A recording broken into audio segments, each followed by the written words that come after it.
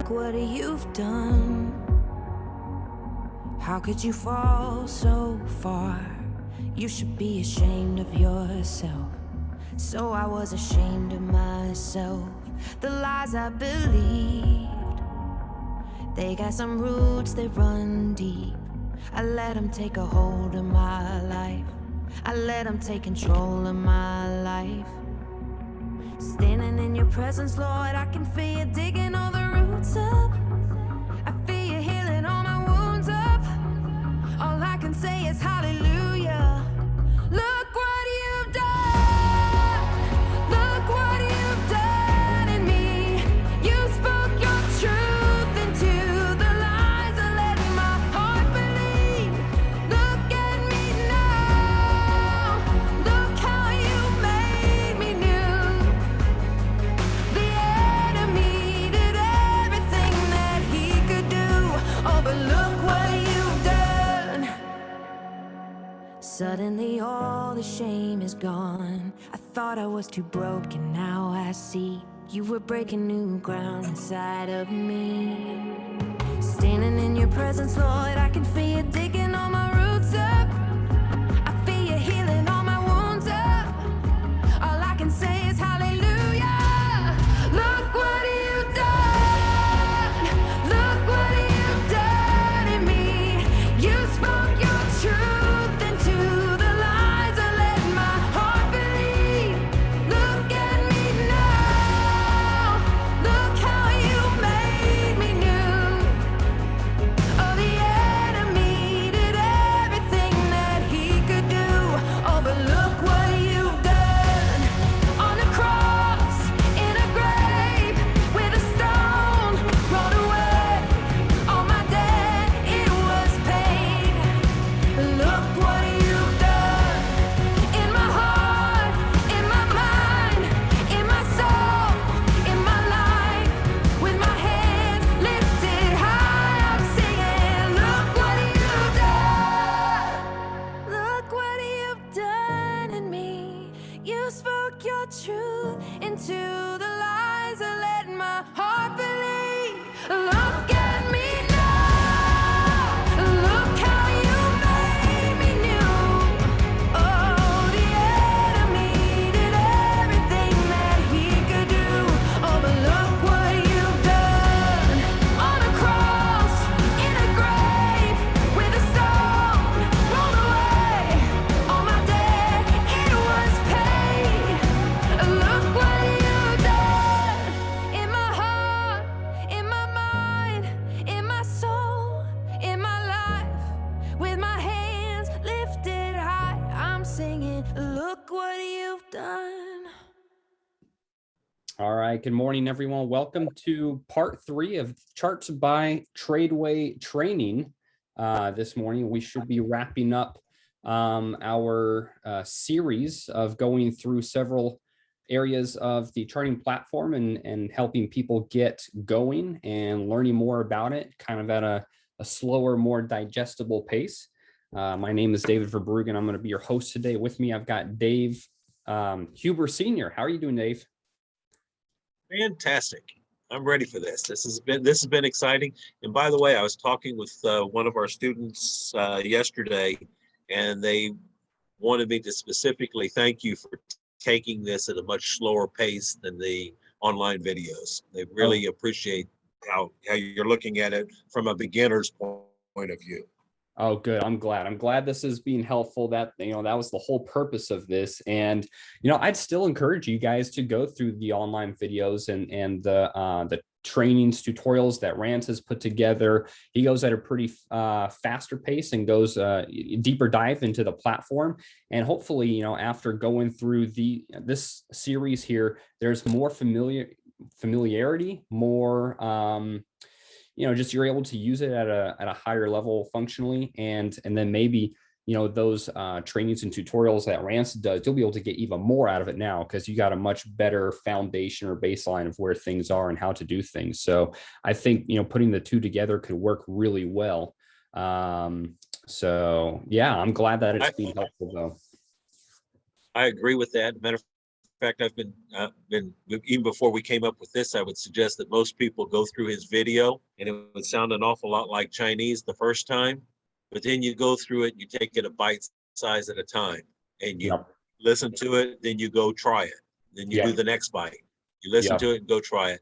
And I think this session here is going to be really great for leading into that. But I would still, like you said, I mean, Grants is incredibly intelligent, and he knows the platform in and out. And so Yep. if you take him at a bite-sized piece, he's really a great help. Absolutely. And I already see a couple questions in here asking, where can we find those videos and tutorials from Rand? So Dave, I'm going to cover that the first thing here. I'm just going to jump in there because thankfully within the platform, it is so easy. As soon as you log in, you can come up here to, we'll just click on your name. No, I'm sorry. Click on Help Center. That's what it is. Yeah, you click on Help Center and you come down here to Video Library. And you guys should still be seeing my screen here when it opens up. Here you're going to have a recording of the Stock Trade Lab. You can see it's an 1.5 hour deep dive into the platform. And then the Options Trade Lab, which is almost 2 hours of an even deeper dive into options and all the different things. So combined here, you've got 3.5 hours worth of pretty heavy duty tutorials and training. And then there's more bite-sized versions down here. How to set up a virtual account, 4-minute video. A lot of this will cover some of the same stuff that we have, but just hearing it a second time, a different way. And you can see there is no shortage of videos and help here as well. So again, how do we get there? Help Center, Video Library. It's that easy, just right there. You can have access to all those recordings. So yeah, after this series, check those out because that can be helpful as well. All right, guys. Well,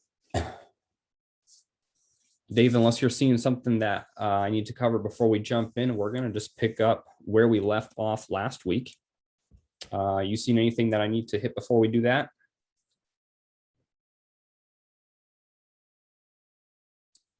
I don't hear you, so I'm gonna take that as nope, we're good to go. I think we're good to go unless something snuck by me on chat, which is possible when I was looking at questions.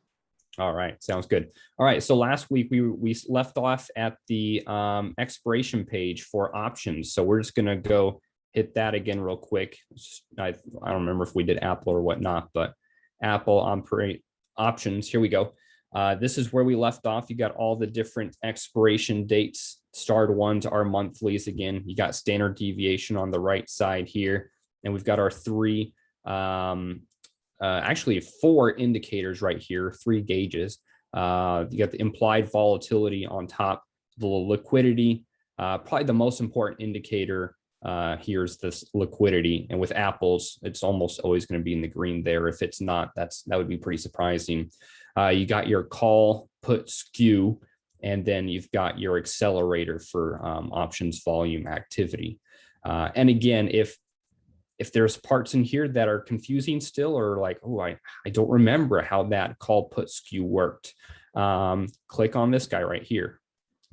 That little question mark brings you to this video. It's about a 9-minute video that just explains in detail the implied volatility bar, liquidity, call put skew, and the accelerator. So again, that's just this little tiny guy right in here. So that would be helpful right there. Okay, since we did cover this last week, I'm not going to do a deep dive onto this right now. We're just going to keep moving forward. I'm going to just select an expiration about a month out here, and let's go take a look and see what we can learn. So this brings us up to an options chain. Many of us are familiar with an options chain. If you haven't gone through step 2 yet and don't know what options are, a lot of this might be unfamiliar, and that is okay. But here we have an options chain, and first thing I want to point you to is just some ways that you can customize this to be, looking exactly how you want it, because that's one of the nice things about this platform. It is very customizable. So you can see there's not a lot of strikes on here initially, but we can easily change that right here. Strike near, I can just choose more, or I can choose all of them. So if I choose all of them, I mean, it's going to bring up all these. These are way out of the money. And I got to come about halfway down here to find our at the money strike. You can see the price right now is $147.68.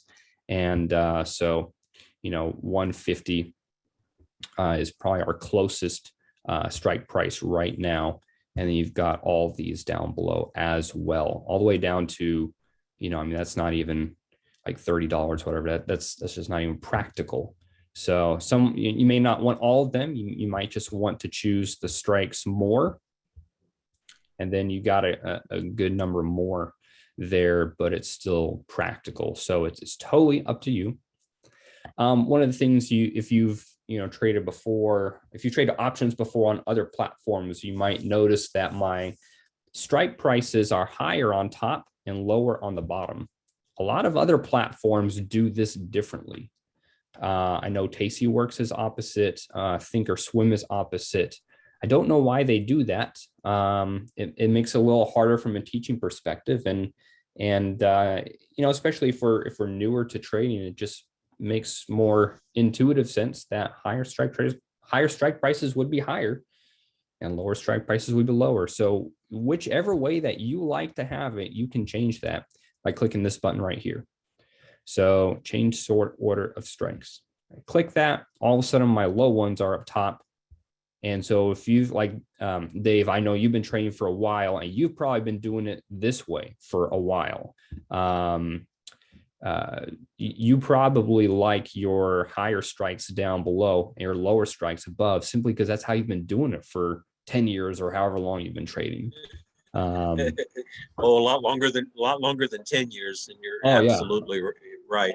It takes a little bit for me to get used to the strike to be inverted, but I still try to work it just so that I'll be more along the lines with the students on there.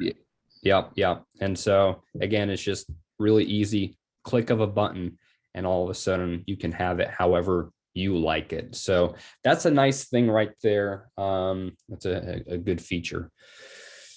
Another feature that before we go on, John Yeah. Oakland put in the questions that something that almost never gets pointed out is you can select to view only the calls or puts. And if you're doing credit spreads or debit spreads, that's sometimes helpful to him. You want to show us how that's?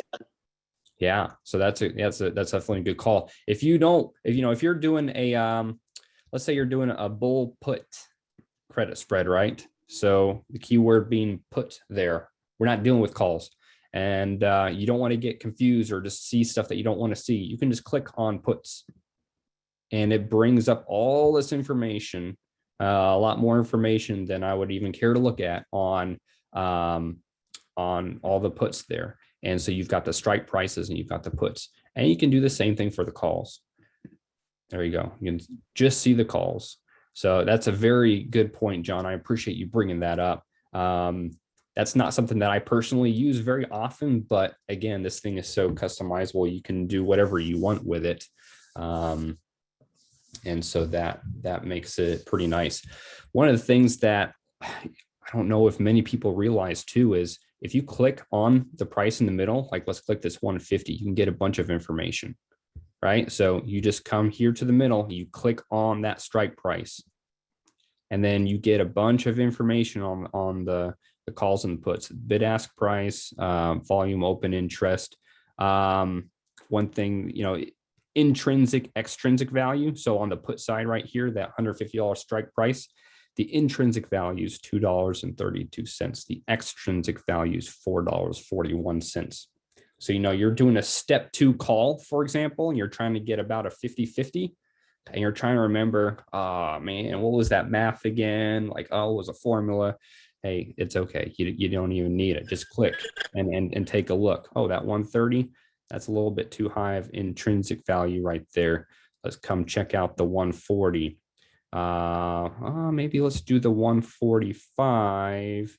Okay, so it flipped there on the intrinsic extrinsic value that we're seeing.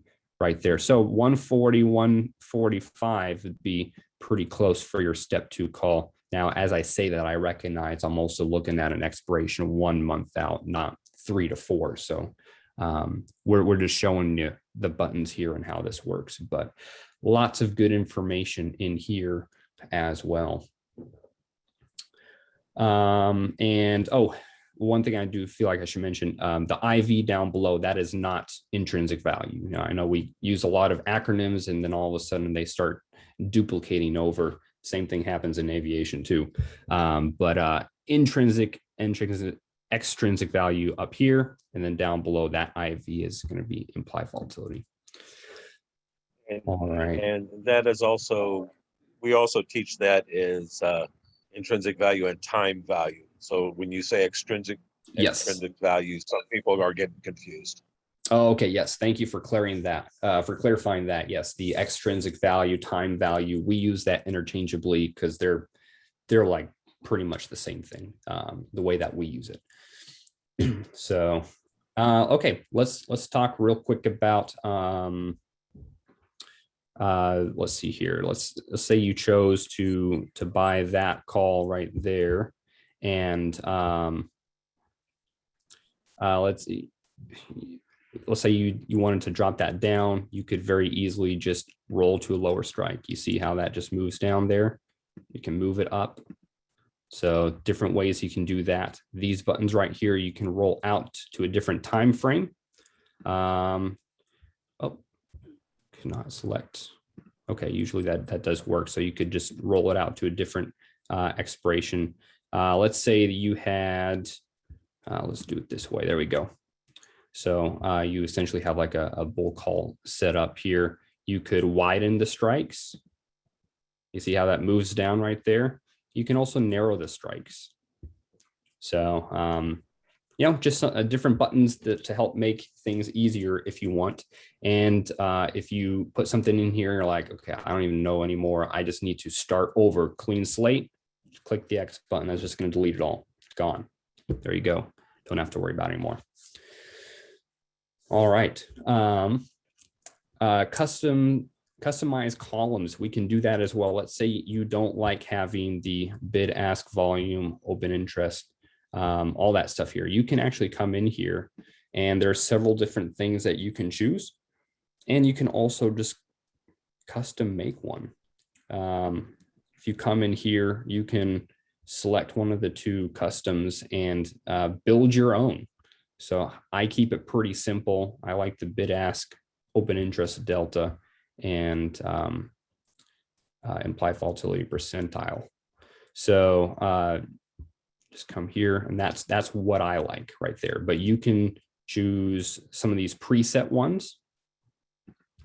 You like the Greeks, then there you go. Here's all the Greeks.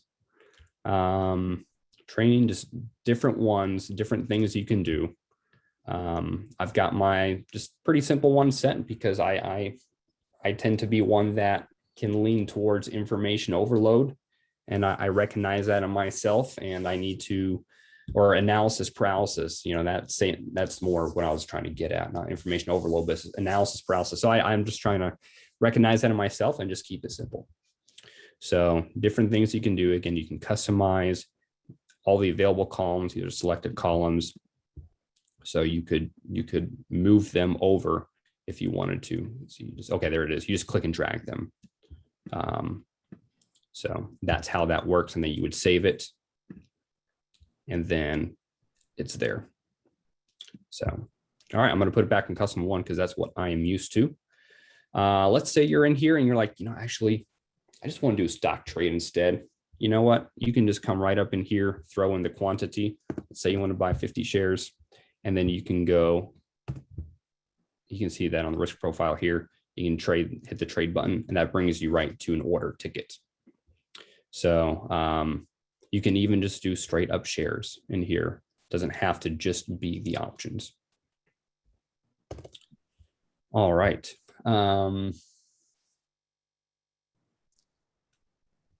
Ronald, I'm looking at your question here. So, I mean, when you're talking about an iron condor or a credit spread or whatever it is, you can build that manually in here. There's also another way that we're going to cover towards the end today, where it can automatically put essentially build it for you, and then you can change the strikes from there. So we will cover that in a little bit. Okay. Let's talk a little bit about the volatility graph down here at the right. So this is a pretty... JC's asking if you can enlarge your screen a little bit. Maybe will the Control Plus work for getting it bigger so people can see the data a little more easily? Yeah, I can. There does come a point where it kind of messes with things. Messes up, I know. I can do that. Maybe a little bit. Yeah, It just might help them a little bit. Yeah, I clicked it once there. So there we go. The volatility graph at the bottom right, that is a pretty small screen right there. So sometimes you'll see this little indicator. That's our go big button. So you can click that to enlarge that. So I'm not going to give a full lesson on implied volatility right now. We have a whole course on that actually, but I just want to show you where that is. And here you can see that. And the red line on top is going to be the high over the last year. And then the red line on the bottom is going to be the low over the last year. And then the yellow line is going to be your average over the last 25 days. And then it might be set to 27. Oh no, that's the number right there. Then this is where it is currently right now at 37.13. So that would be your volatility graph. So again, it's just right down here, click the go big button, and then you'll be able to pull that up pretty easily. Okay. Let's look at the, you've probably seen it up here, the profit and loss graph. So let's put in here, let's just create a quick bull put. And again, this is kind of small to see, so you can click this go big button right here, and then you can see it more clearly. I don't remember if I haven't used Telechart really. I don't remember if Telechart has this, but I know Thinkorswim has a good version of this as well. But basically, this is a graph that shows the trade that you just put in, as in whatever you've built in the options chain right here. You can see this reflected on the profit and loss graph, so you can see what would happen over time. So at expiration, you would be looking at this solid line right here. Okay, and we're looking at price, top to bottom. Let me see. I'm not doing a good job of explaining this. I apologize, guys. I mean, you've got the stock price left to right, but then you've got what your profit and loss is top to bottom. And one thing I want to call your attention to that might help explain this better is this box in the top left right here that we'll show in a second. You see that? So if the stock at expiration is going to be right there at $151, then on June 17th, which is expiration right there, that would show me as $145 profits. On June 1, you can see that right in the middle there, it's going to be about halfway towards the expiration. June 1, you would be looking at about a $31 profit in that trade at that time. So again, this is if the stock price is at $151, so moved up just a little bit. Today, you'd be looking at about an $8 expense just for today. So you can see how that works with the dotted line being today, the dashed line being halfway towards expiration, and then the solid line being at expiration. So that is one way you can look at your profit and loss graph. And there's actually another way we're going to look at this in a second that might, if you're new to this, that might help clear it up a little bit, because within the platform, they did a pretty interesting thing where they actually turn this thing 90 degrees and you can look at it side by side with a chart. And that helps explain a little bit more what we're looking at. So if this was a little bit confusing, then just bear with us and we'll get there. All right.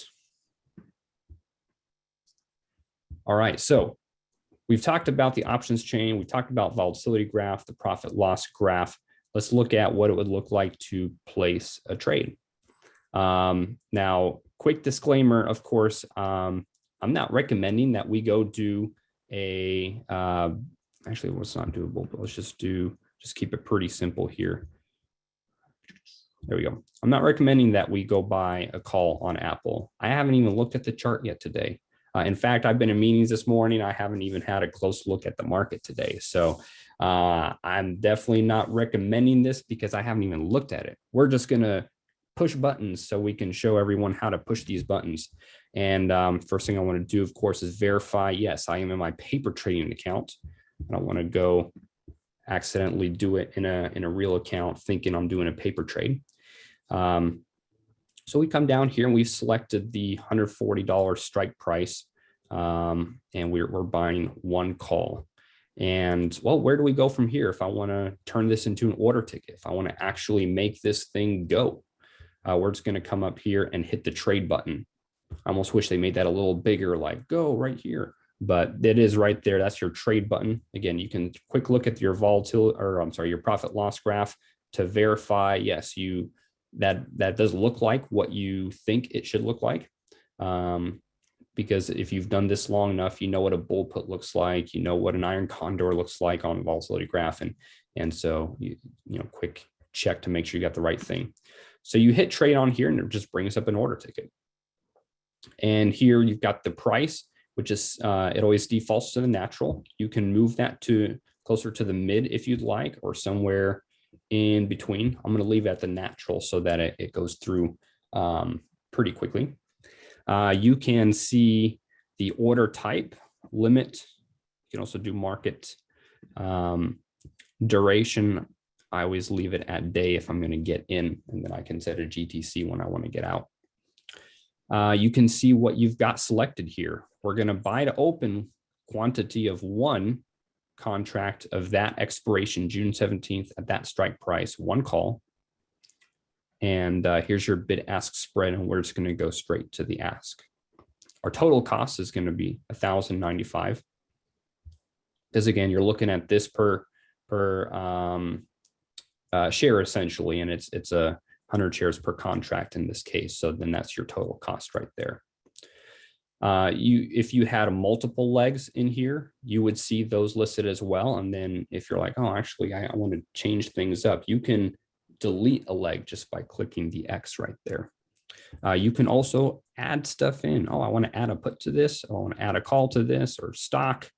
You can do that as well. So there's many different ways you can go about this. Quick look up here again, you've got your 4 boxes if you just wanted to double check, verify. Yep, you got green fundamentals, so that's nice. And then again, I like to just look, yes, I am in the correct account. I'm in that paper training account that we created, step 1, or the part 1 of basic training. That's the one that we're in right now. So that all looks good. I'm going to go ahead and hit review. You can double check things again if you would like. It is recommended, and then you hit submit, and then that's going to send that. Now with when it comes to options trades, for me personally, I don't want to go ahead and add journals until I know it's actually taken. So it'll put it in your journal if it goes through, but I don't want to add the notes until I know that it's actually gone through, because otherwise I might put notes into an order that's just sitting there live, but it hasn't actually been executed. So I always hit continue. And now it's going to bring us to the order status. I'm glad it did this because look at this. We have a live order. Great. Awesome. Put it in the chat, guys. Am I in this trade yet? I've got a live order in my order status. Am I in the trade?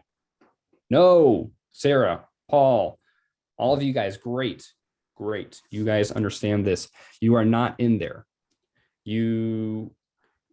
Live just means that this order has gone and it is sitting on the market maker's desk. Okay. But it has not been executed yet. You want to see executed before you go say, yes, I am in the trade, which is why I don't want to journal it yet, because I might need to go change that limit price. You know, in the time that it took me to do all this talking and explaining and stumbling over my words, which I seem to be doing a lot today. Sorry about that. That price could have moved a bit, and that might not be the best price. We can refresh it to see if it's taken. Nope, still hasn't taken. Okay. This is really good, because this is what I do then. If I want to go ahead and maybe I just need to offer some more money, right? I can cancel this. Order successfully canceled. I can hit the reuse button. So it's going to pull the same thing up, and look at that. Yep. The price went up a little bit. So, okay, let's do that. Review it. Again, I'm in the virtual account. It's good. Submit it. Continue. And it's live again. Come on, guys, take it. All right, I actually really do want it to take. kind of depending on for the rest of the lesson here that it actually does take it.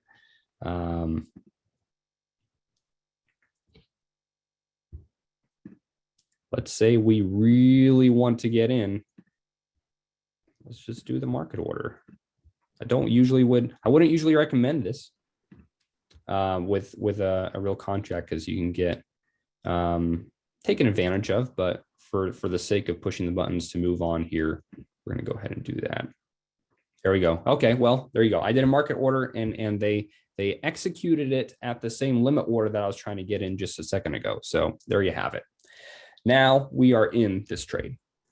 We have executed that trade. It doesn't say live, doesn't say anything else. We are now in this trade. You can see this. It's reflected in the positions. Look at that. We've already lost 15 bucks. That's just a bid-ask spread right there, essentially. And now I can go in here and I can journal. So if I want to put in more tags, I can. If you want to just put in your, you go. You can put in your trade plan here. My plan is to stop out at this price. My plan is to whatever, or I got into this trade because I saw fill in the blank. So this is a good place to do that. You can actually go into these notes once you go into the trade journal, and you can see what notes you have typed in. So that would be good to do as well. So then you save that. Okay. Make sure I'm not missing anything on my notes here real quick.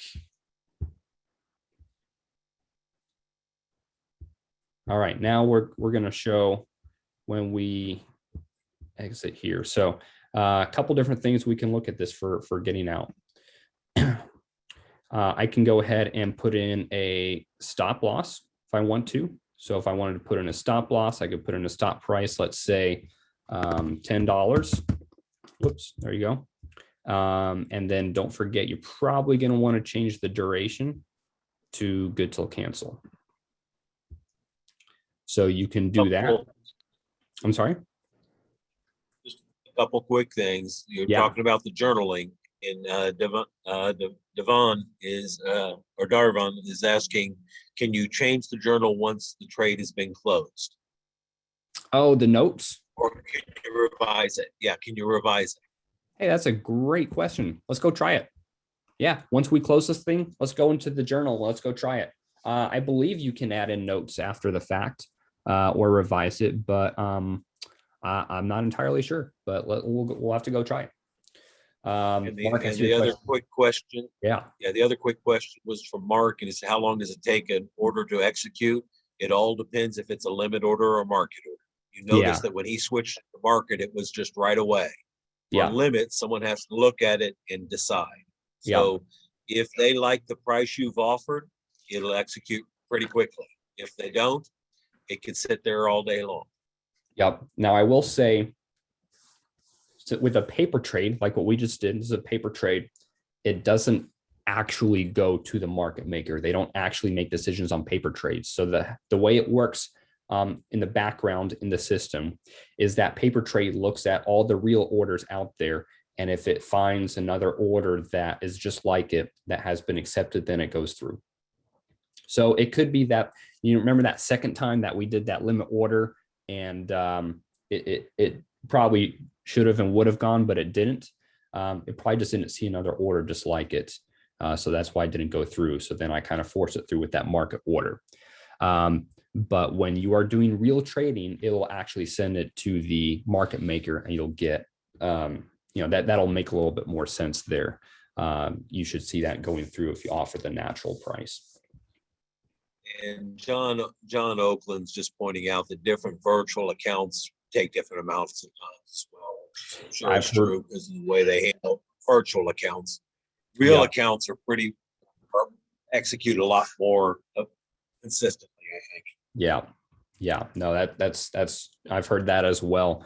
TRADEway versus choice trade virtual accounts, they're going to be slightly different, just in the way that they're kind of created in the background, but they're close enough, they're good enough that it makes for great practice, especially when pushing buttons. Even if you're a seasoned trader and you're jumping onto Charts by TRADEway for the first time, just go ahead and do a few paper trades just to get the button pushing down, because it's going to be a little bit different than Tastyworks or Thinkorswim or whatever other platform that you might have been familiar with.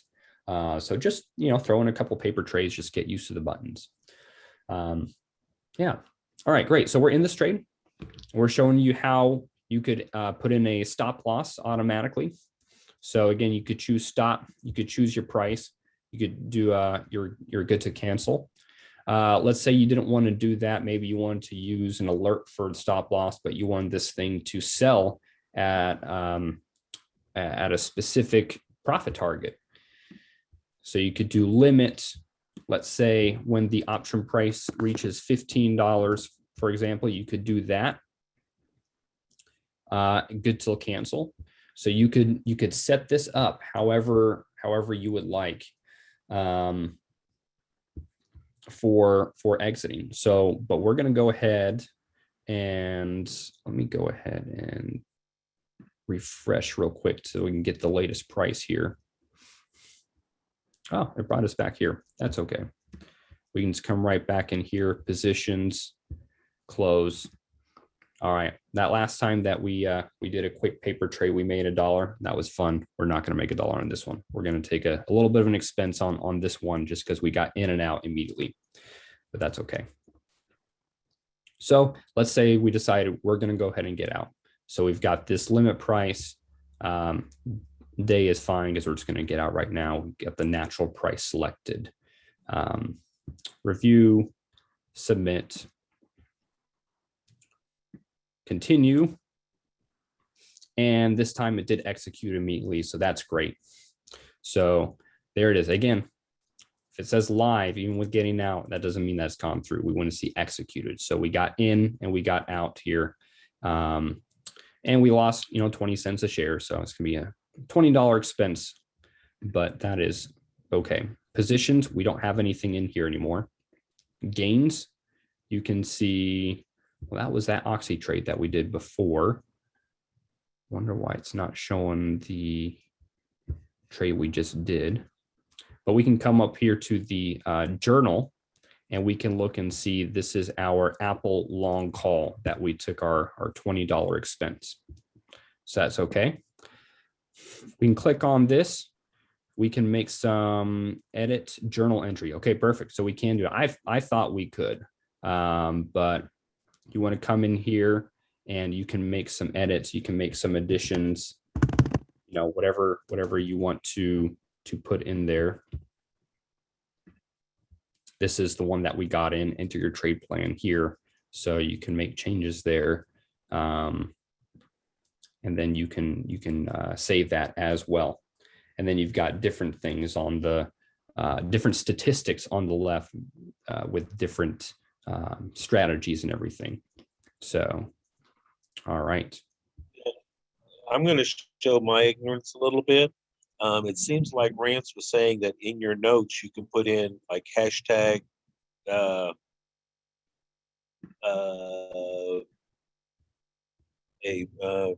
specific thing, like hashtag Dave's test strategy. Yep. And then you could go back and look at that, all the ones that I use that hashtag on. Is that correct? Yeah. I'm glad you brought that up, because that's a good thing to mention with the journal entry. So thank you for bringing that up. There's automatically going to be a hashtag in there for long call. That's what we just did, but you can add your own as well. So you put in hashtag, so the number sign, and then what did you say? Dave's what? Test strategy. Dave's test. Yeah, Dave test. There we go. So we'll do that. Now, once you put this in, hit enter. That way it actually populates. I got so frustrated one day because I kept typing it in and then hitting save, and it would just disappear on me. So, so do that. So type it in there, hit enter, make sure it turns white, just like the one next to it. And then you can click save on that. And now you can come in here. Where is it? There it is, Dave test. So you can do that for any one of them. So you could put in here like step 2 or step 2 call or something like that. And then not only could you see it as a long call right here, but you would see Dave test or step 2 call or whatever you called it, whatever you named it. So there's different ways you can do that. But that it's a good way to be able to take a look at, if you're trying to really, and I need to do more of this in here as well. You can see I don't have a whole lot of, most of these trades are just kind of, I put in here as test examples, just like I did with you guys here. But if you really want to put in a bunch of sample trades to test out your management plan on a specific type of trade or something like that, then you name it the same thing, and then when you have a pretty decent sample, you can see what that's looking like over time. So that would be a pretty helpful thing. And that's where this journaling feature right here, the journaling tool and all that I can do, is one of the most advantageous features of this platform. So the platform can do a lot of things, but the one thing that really makes it stand out as opposed to many other platforms is the journaling. And I think most of you probably heard me say this before. I'll say it real quick again. Rance, who's the one who has created this platform, he's a long-time trader, has got 25, 30 years or so of trading, done pretty well with that. When he created this journaling platform, he noticed some things in his own trading that needed improvement. He created the journaling aspect for beginners, but even him, as a 20 plus year veteran of trading, was able to improve his trading simply based off of the data he was getting back from this journaling section. So very powerful tool here. It does take a little bit of playing around with it. There's different things you can do, different graphs and insights. We're not going to do a deep dive into that right now, but there's a lot of good things in here. So just wanted to make mention of that. That's why when we create a new account, we want to auto journal this account, right? Because it's important to get that data and that immediate feedback. All right. Dave, any questions before we move on? Yeah, let's see what they have. Any information when TradeTool will have the one cancels the other orders available? Oh, that's a good question. I just had a conversation with Rance about that. It seems that that has more to do with what broker you're tied to. Now, I know in the virtual account, like the virtual account we just did, that wasn't an option, but I was looking at his screen one time and he did have that option with one of the live accounts that he has attached to his. So he's looking more into that because he wants that to be more widespread, but the system can do that on some accounts, but we're working to get that more widespread. So if it's not on what you have, it should be coming. It's also a feature request that I have added, so it's kind of coming from two different angles there.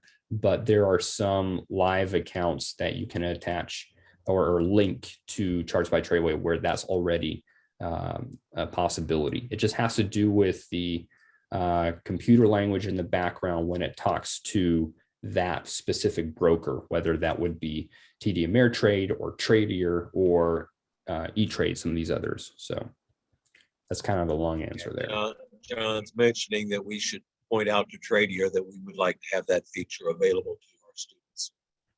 Yes, yeah, we're gonna get it. I just don't have a time frame on that, but it's something that I really want to see in here as well because it's such a useful feature. So, and I don't particularly for busy people. Yeah. Oh yeah. Yeah. It's needed and it's going to happen. I just don't know when, because I'm not the one that is able to just force it through. So, yeah. And John also pointed out to us that if you just do the hashtag in the notes section, it will also create a journal entry. Okay, sweet. Sweet. I didn't even know that. I didn't know that. You come in here and you go hashtag. Awesome.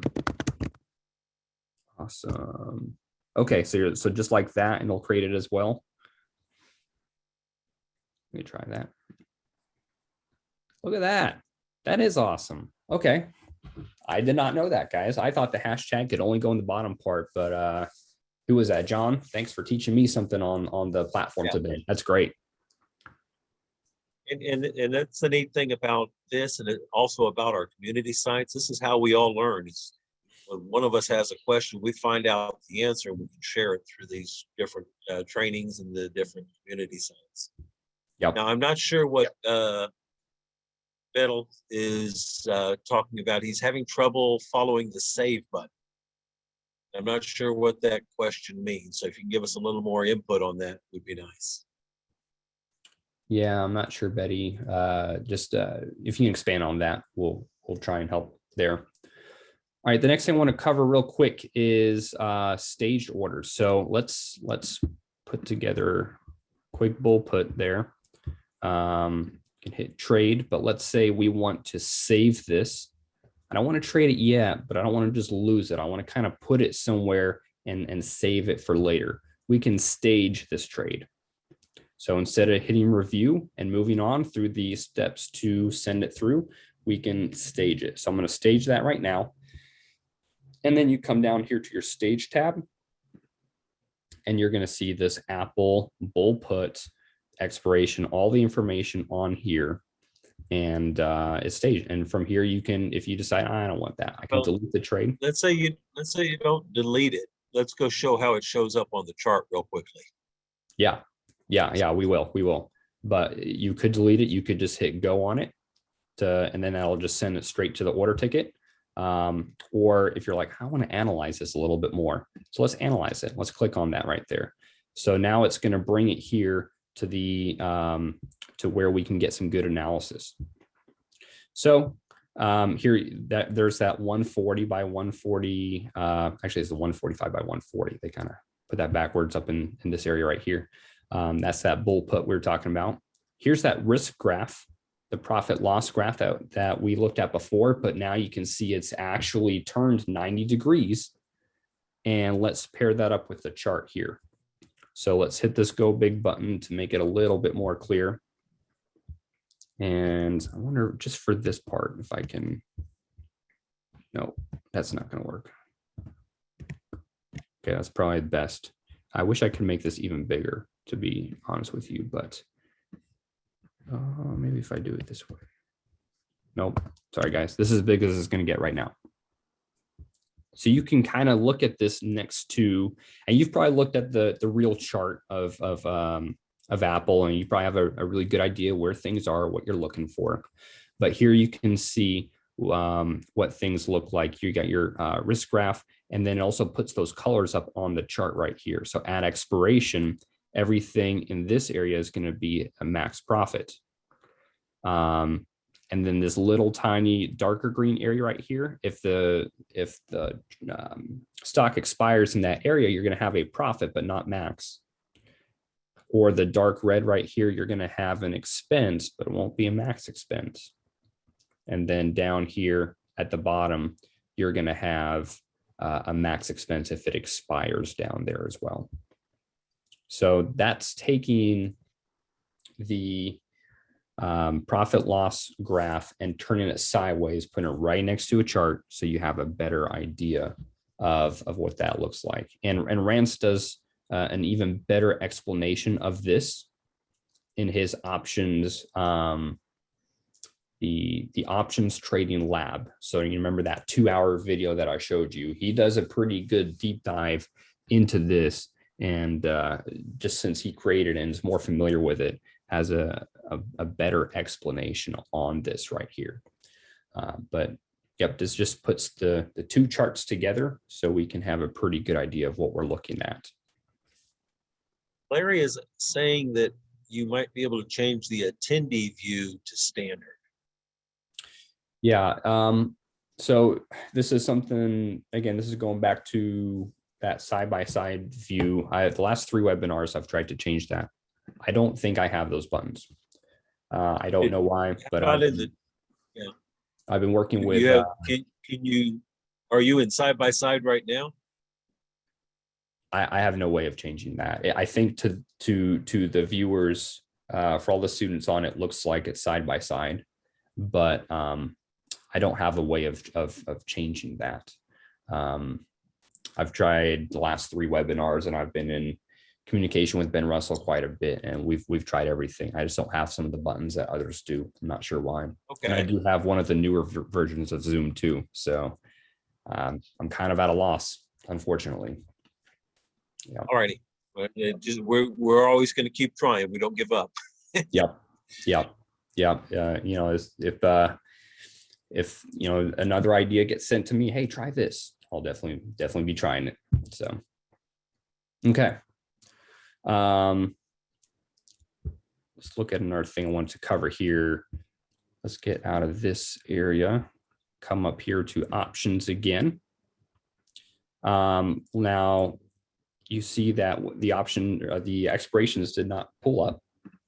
So if I want to do the expirations again, I can just come right up and click that button right there, calls plus puts. And that's going to bring up this button for me to choose my expiration cycles. But let's say I didn't want to go the traditional route of setting up a trade. Let's say someone mentioned earlier an iron condor. Okay, we're not going to set up an iron condor right now, but you can see that iron condor is right in here. Covered call. We've got you know, long butterfly. There's all these different things. Let's pick one that's a little more familiar to us, maybe a bull call. Okay, let's pick a bullish bull call. We just click on that. It doesn't bring us to an options chain. It just populates one for us. So here we go. Here we've got a bull call debit spread, 145 by 165. You can see what that looks like on the risk graph here next to your chart. So you would need that stock to move above this short strike here, and at expiration, you would have max profit in this area, or you would have, again, you generally don't want to have it close or expire between your legs, but assuming that you got out of the trade just before expiration, you would have some profit, or in this case, some expense, and down here would be max expense. I'm sorry, Dave, I cut you off. What were you saying? I was going to ask if how do you modify those legs? Let's say I didn't Nope. want 145 by 165. Perfect. No, that's a great question. That was the next thing we're going to get to, because what if you wanted to change that, right? What if you're like, wow, that's a really big spread. What if I want to narrow those? So again, that's where you get into these buttons right here. So the narrow the strikes. Let's do that. There you go. Just change it from 145 to 160. I want to narrow it again. Okay, there you go. 145 by 155. Well, what if I want to? How about if I wanted farther out of the money? Sure. Yeah. So we can raise this thing up, right? So you click that 150 by 160. And as soon as I make that change, you can see that reflected down here as well, both on the risk graph and where it essentially puts the risk graph on the chart. Move that up again. There you go. Now you're pretty far out of the money there. Because again, the price is 148. And now on this bull call, we're doing a 155 by 165. That's pretty far out of the money. 150 by 160 would be a little more in line with how we would do this on step 4. But again, I'm also looking at, well, what is our expiration? Oh, look at that. It's August 19th. Well, we don't usually do, several months out debit spread. So what if I want to change that? Roll in the time. Let's do that. There you go. July 15th. Let's do it again. July 1. It just starts picking these. Now it's going to go week by week. And you can change, you see these changes reflected down here as well. So you can roll up and down these strikes. You can actually just click, I don't want to just roll them every single time. Let me just click and I want to choose what I want. There you go. There's your strikes, bid and ask. So the advantage here is that it builds it for you, and then you can modify whatever you want. The disadvantage is that you don't have all the other information like open interest, any your deltas, any your other Greeks. So you still want to go to the options chain for that, but we can still do that too. Look at this right here. Display. Oh, look at that. Display delta and theta. So you can still get that. What was this guy? That's what I want to send positions to the option chain. Let's say, okay, I kind of have it built, but I want to look at this in a more familiar version on the options chain. Just click that. Here we go. There's our bull call right there, the 150 by 160. So that's a neat thing to, again, I'm showing this to you where it is, and I'm explaining a couple parts of it, but definitely play with it at first, Well, what would it look like instead? Do a bull put. Well, there you go. Now we're going to be selling that strike and buying that strike down below. Here's what it looks like. I kind of want to roll that down a little bit. There you go. 130 by 140. You like the June 17th? That's exactly 1 month out. Great. You want more time? You can move that further over. So just different things that you can play with there. And you can go straight to an order ticket from here as well. Let's say you really like this. This is what you want. The net credit's good for what you're looking for, and you want to go straight to a trade. Boom. Click on trade, order ticket. And now you're in a familiar place again. We just went over the order ticket. You can stage it. You can review it. All of the above. You can decide, actually, I want to get rid of a leg. Now, I wouldn't necessarily suggest that on a bull put here, but there's if you got too many things in here where you just click something wrong, you can go ahead and just delete a leg very easily just by clicking the X. Let me ask you a question. Will it allow you to delete the long leg, or can you only delete the short leg there? Let's find out. Are you sure you want to delete selected leg? So there you go. So it will allow you to essentially what you have now. Here's a naked put. So I think it'll be careful. Yeah, I think it'll allow you to paper trade it. But here's the thing, let's. And I'm very thankful for this because I've had platforms before where I remember I was trying to put in a trade on Tastyworks, and I obviously clicked the wrong buttons and it denied me the trade. It said rejected order. We're not going to let you do a naked call. I was like, what? I don't want to do a naked call. Thank you for denying it. Oof, that's a risky trade. We don't teach naked calls for a reason. So if you got something wrong in here and you're in a real account and you try to send it through, that broker is going to deny it, and it'll just be rejected order. So there still is that safety measure and mechanism. Yeah, I've seen it. I did it once in here where I thought I was in a paper trading account, but I was in this real account that's just to get the real-time data, and it rejected an order for me. So that was good because I didn't actually want to do that trade for real. So yeah, there's your order ticket again, and you can delete these. You can delete both of them, and then you're just left blank to start over there. But lots of good stuff in here. Got the bullish side as well, your bear call, your bear put, different things you can go play with. Most of us are probably going to just stick in this area here with starting with the expiration and then just build it from scratch. If you're new, like let's say you just took step 3, I would recommend, building it from scratch initially, because it's important to know the different legs. You don't want to get into, further down in your trading and realize, yeah, I trade these bull puts, but I don't actually know what that's, what the legs are comprised of. I don't know what I'm actually doing there. So build it manually first, and then later on, if you want to use kind of the quick version, if you will, you could do that. But I just want to let you know that that's there and that can be helpful. Dave, any questions on that before we go on? Just switching over to try something. I accidentally, I was going to type an answer to Ron on the side-by-side. That's just the view that what we're talking about on the side-by-side. Just missed what that meant. Yeah. That's not related to the platform. That's a No. Zoom thing. That's how things appear to you. I think James is all about the Zoom thing as well, saying you can remove the TRADEway icon on the right-hand side.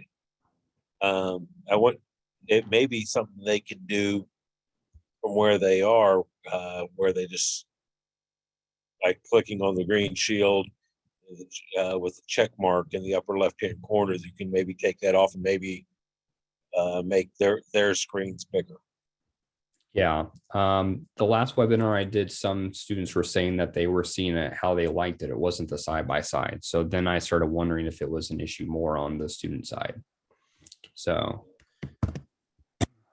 yeah. All right. Well, moving on here.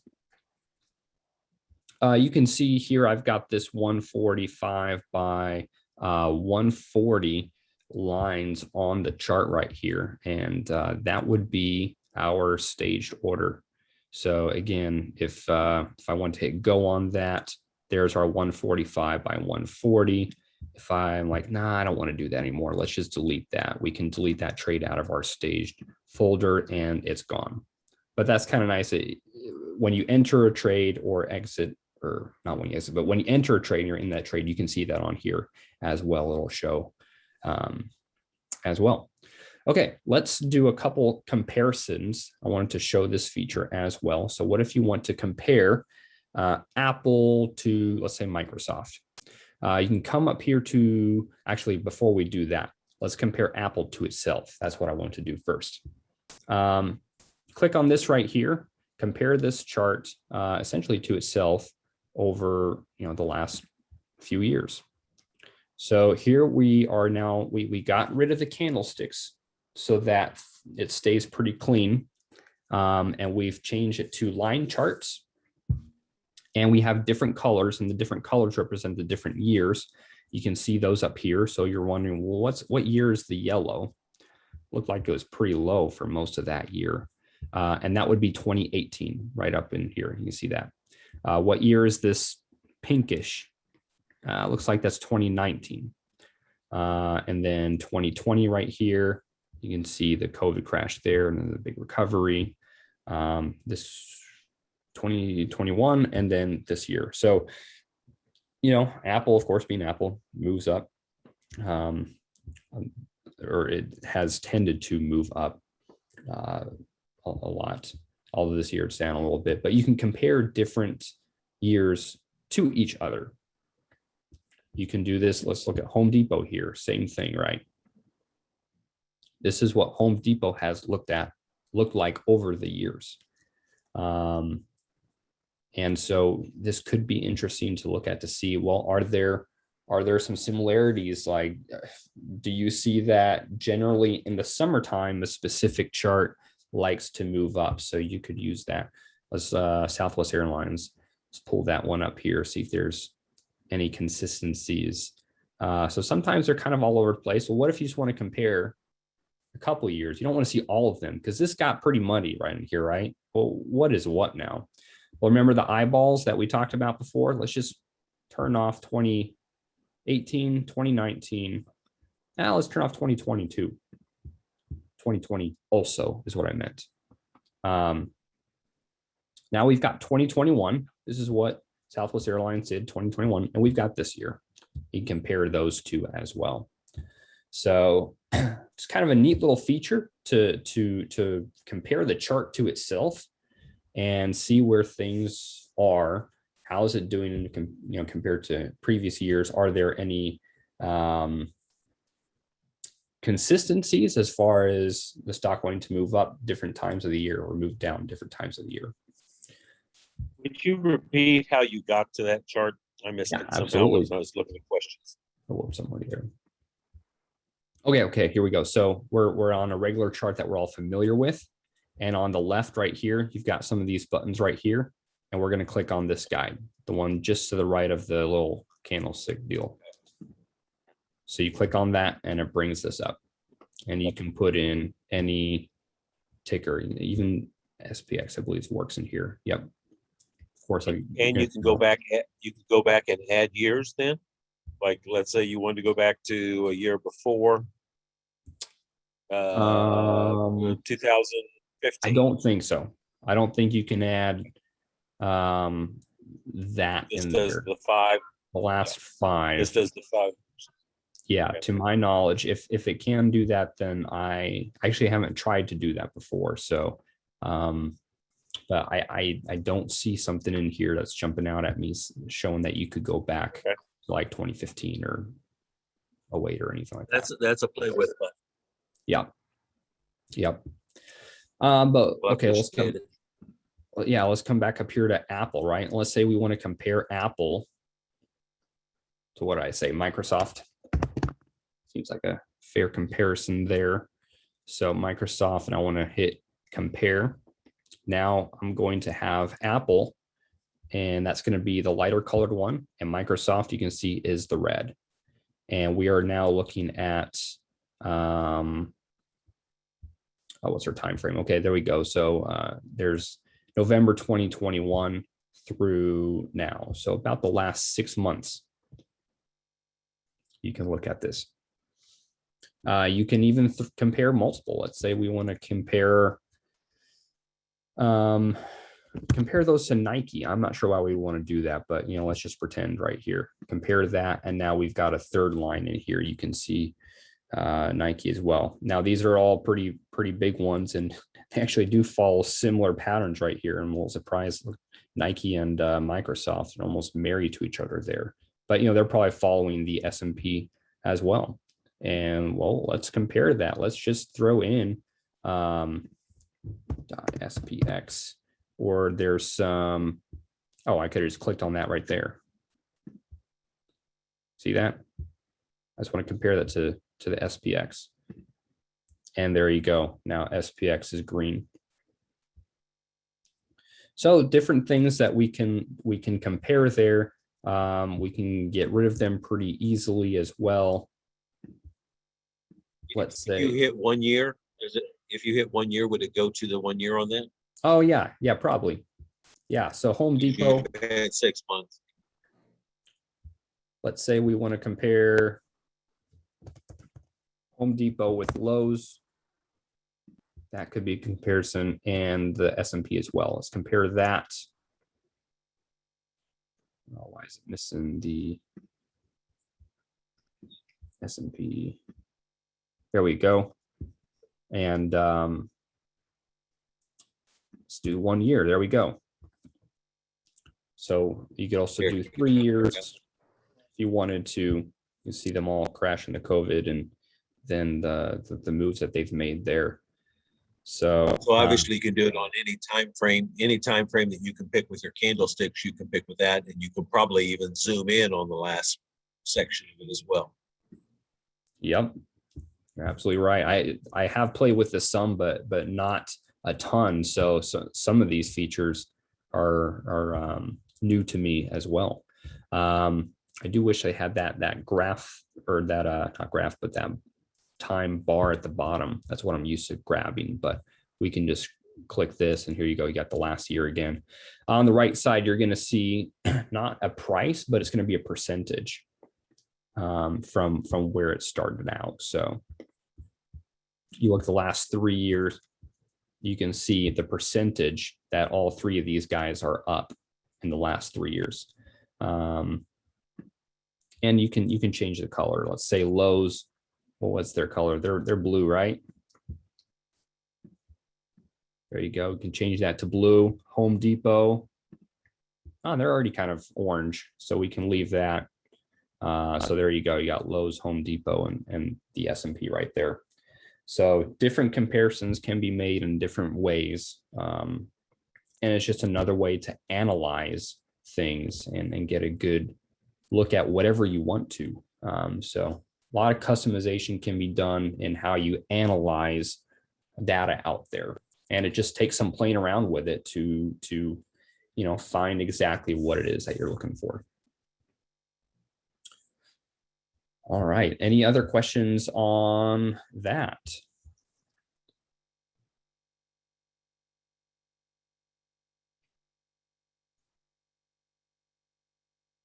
Actually, what we'll do is I got one more item. We do. There are some questions. Let's see what they are. Does the gear button for a given year in a comparison let you change that year?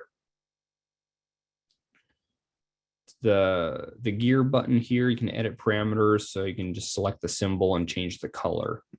But changing the time frame, we'll do it up here. I don't know if that exactly answered the question. I think I missed part of that question, but yeah, I think he was just wondering if you could just pick like 2021 or 2020 from the gear section, but I don't think so. I think you can zoom in on that section though, if you want it. Right. Yeah. So again, at the top left right here, you can see the date. So if I wanted to just do, if I wanted to only look at 2020, there you go. So now I'm looking at January 1, 2020. I can click that. I can drag this over until I got January. Yeah, right about there. That's close enough.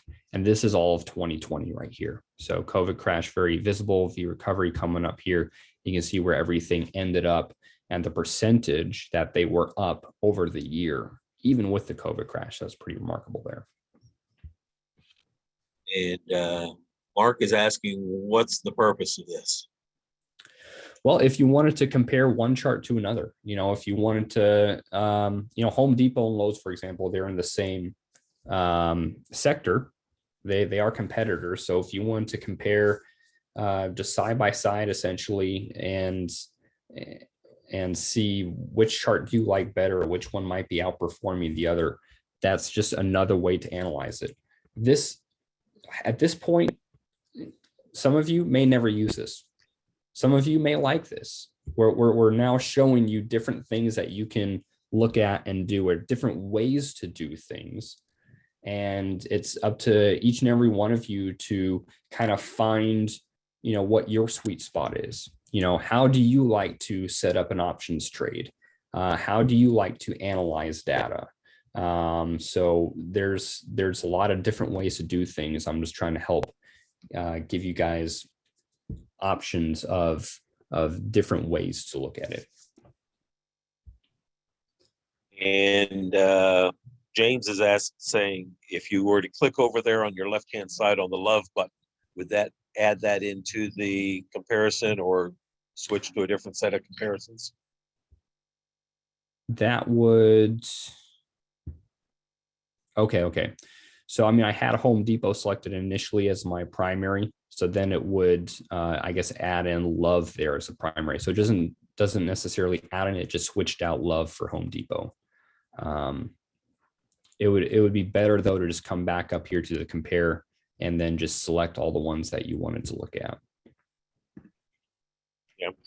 Unless, of course, you're comparing to like the S&P and stuff, then you can just switch through those and the others would stay, the S&P and the others would stay put. Or maybe you wanted the Dow and the S&P.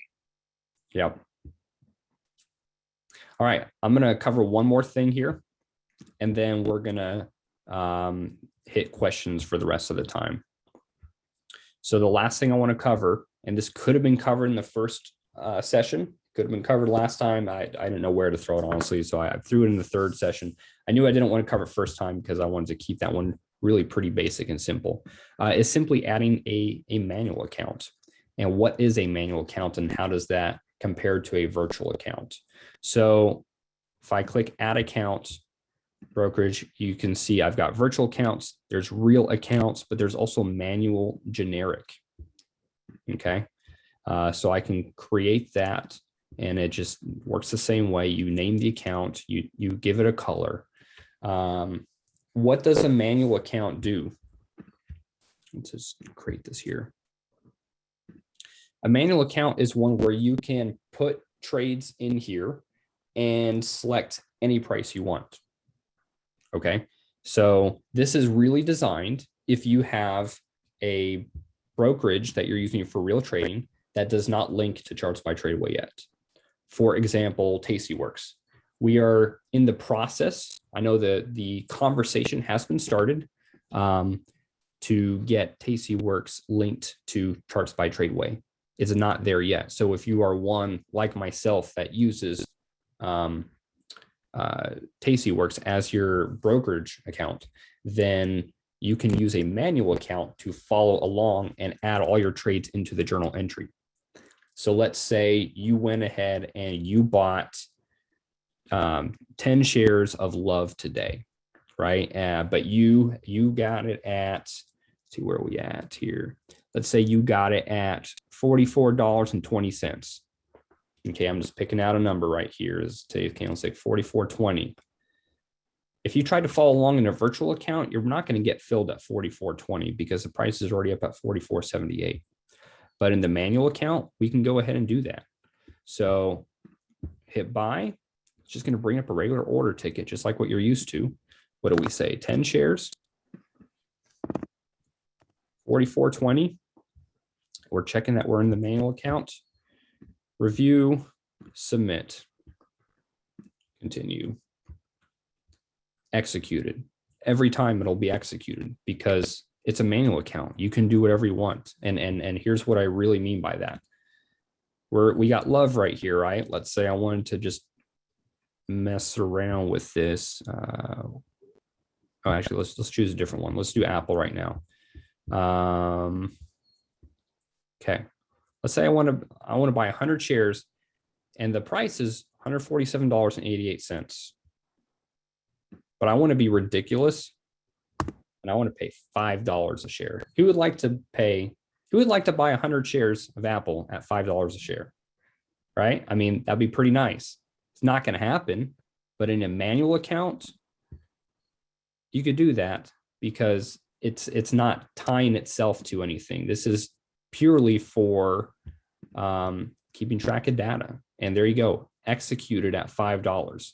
So here we have two different scenarios. One, a realistic scenario that's being used for tracking things within a journal, or maybe some realistic paper trading, or you could kind of cheat the system. And this is obviously not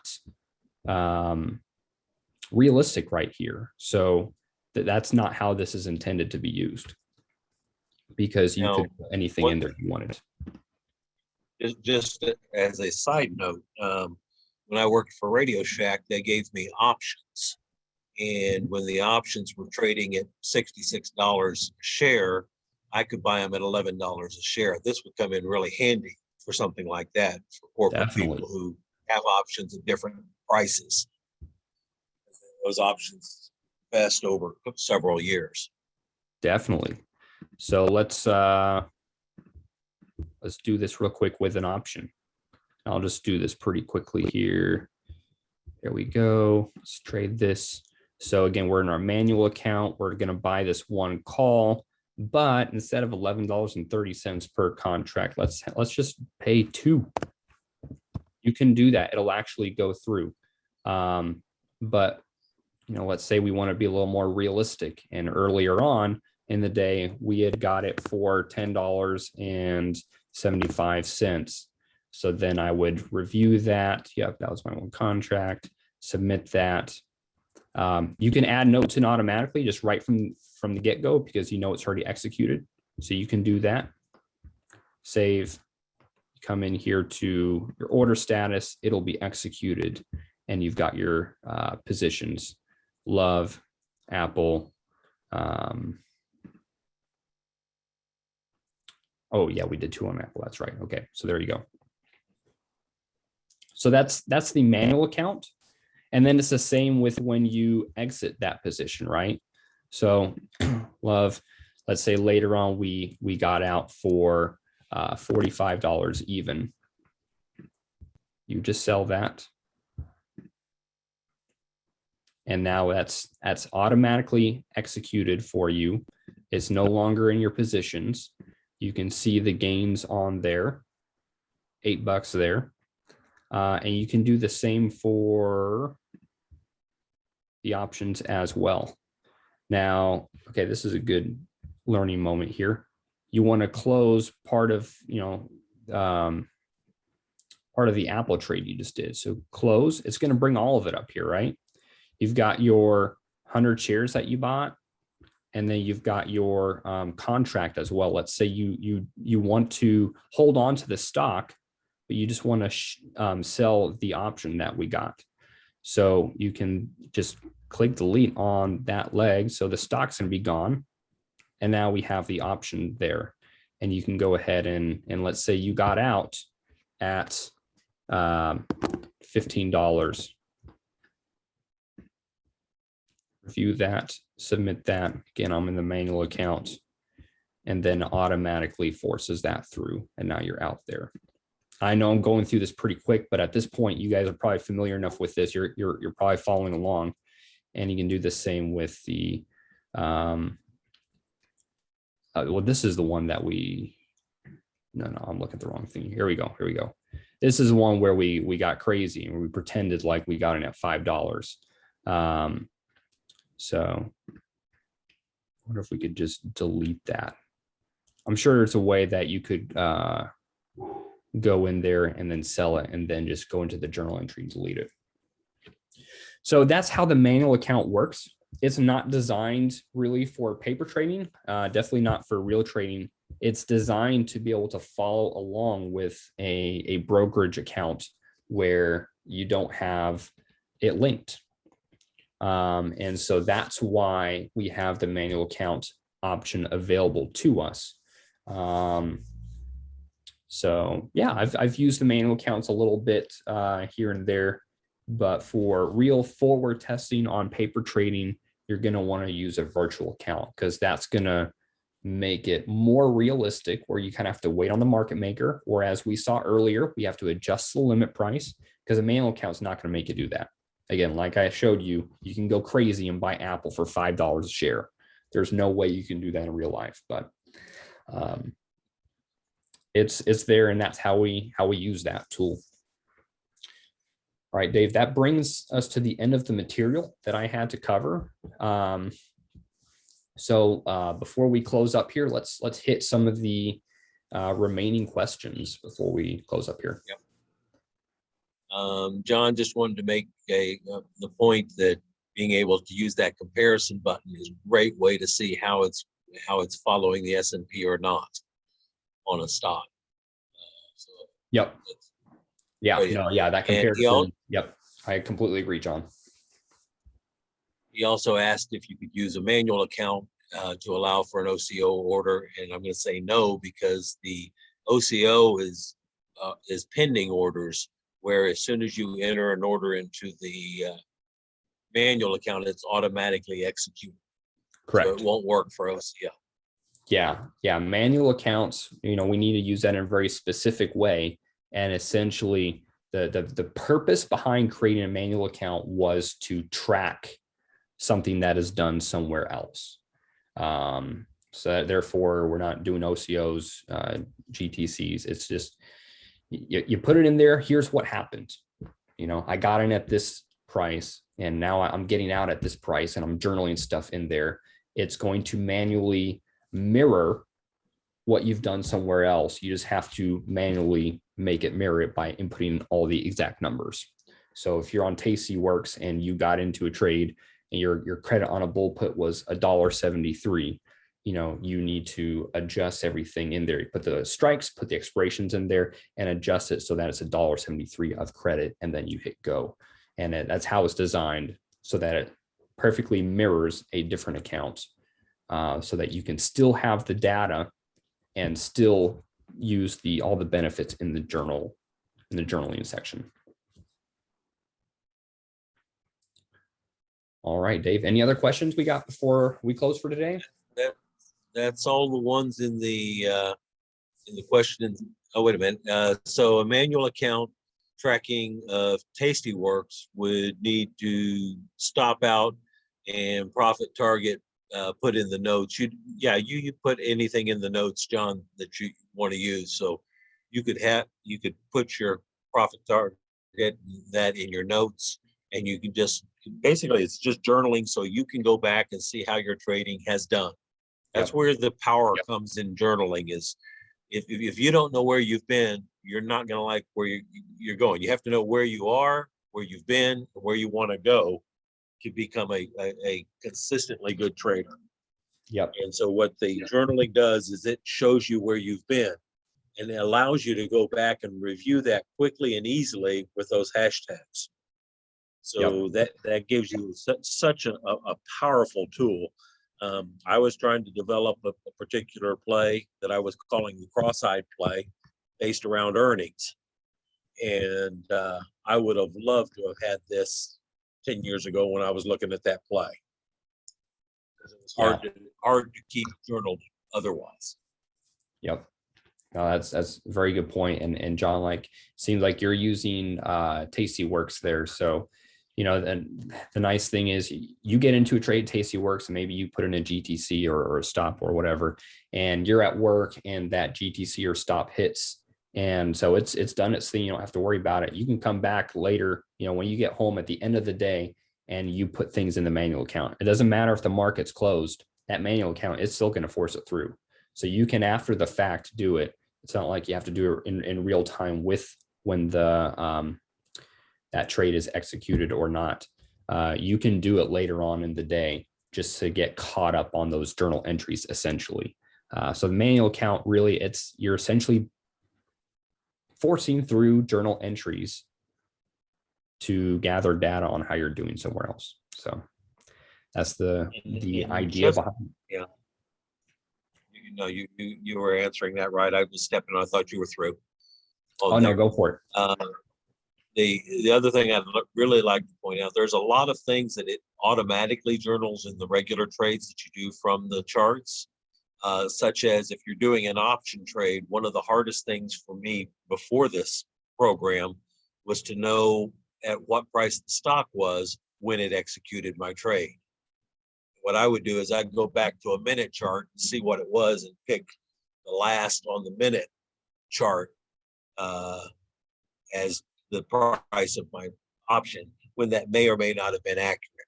And this doesn't automatically keeps track of what stock price was when it accepted my limit chart. Yep, So that's great. Fantastic. I used to do the exact same thing. You look at the minute chart, you look at that candle, and you're like, probably somewhere right in the middle. You guess at it. So, yep. All right, guys. Well, if there's no other questions, that's going to wrap it up for part 3 of this Charts by TRADEway basic training. thank you all for being on. I do hope it was helpful. I know this has not been put in your learning portal yet. I have learned this morning the right person to talk to on that. So that'll, I'll be making that request today. So that should be in your learning portal pretty soon. But I also know that links with the recordings have been emailed out. And if for some reason you don't get that, email support@tradeway.com. We can get you the link to the recording as well for this one or previous ones. Maybe you missed part 2 last week. So we can get you recordings for that as well. Other than that, thank you all for being on. Well, a couple more questions came in. Will there be a part 4? There will not need to be a part 4 right now. We may in the future do trainings on specific things. This was, it became pretty evident to me that we needed a basic training just to give an overall view of the platform and how to use it and what it can do. And if we see the need develop for trainings on specific areas of the platform, we'll definitely go ahead and do those. But at the moment, there's not a part 4 schedule for next week or anything like that. I'd also like to put out there that if we missed any questions that maybe in chat or something, if you still have that question, just send it to support@tradeway.com and we will address it from there as well. Definitely. John mentioned there are still some trades such as some strategies such as steady flight that can't be done in TRADEway. But those, I think they're working on getting them worked out as well. Okay, interesting. I due to the high fees for what they call professional traders, which both Dave and I would be in that category since we've passed the Series 65 test to be IARs. Due to that, I don't use TRADEway, so I'm not as familiar with that part. I didn't know that they had that issue, but if they're working on that, that's good. Because we want you guys to be able to have, full access to everything you need there. But yeah, okay. All right. Well, thank you all for being on. Thank you, guys. Dave, thank you for being on as well. I appreciate your help in knocking out some questions in the background.